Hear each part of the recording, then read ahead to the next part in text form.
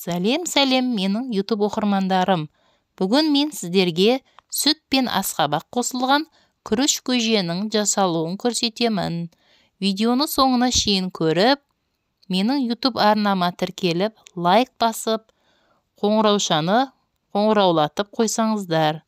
Сіздердің қолдауларыңыз мен үшін өте маңызды.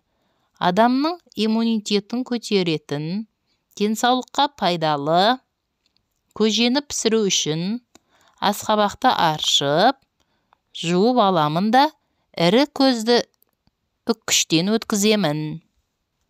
Ірі көзді үккіштен өткізіп дайындап алып, оны ыдысқа салып, енді күрішімізді жуып тазалап дайындап қоямын.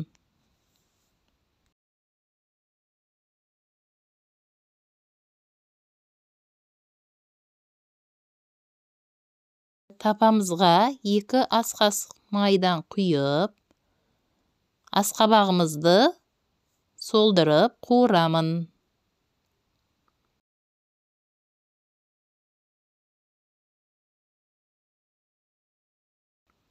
Ол судан кейін жуып дайындап қойған күрішті саламын.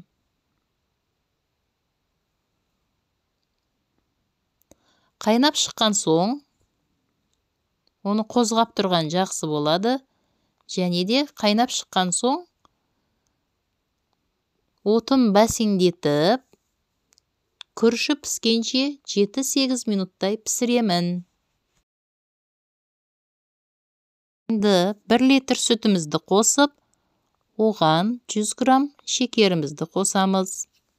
Деген кезде оған жарты шай қасықта тұз қосып жібереміз. Міне көжеміз пісті, ас болсын. Келесі кездескенше сау сәлеметте болыңыздар, достар.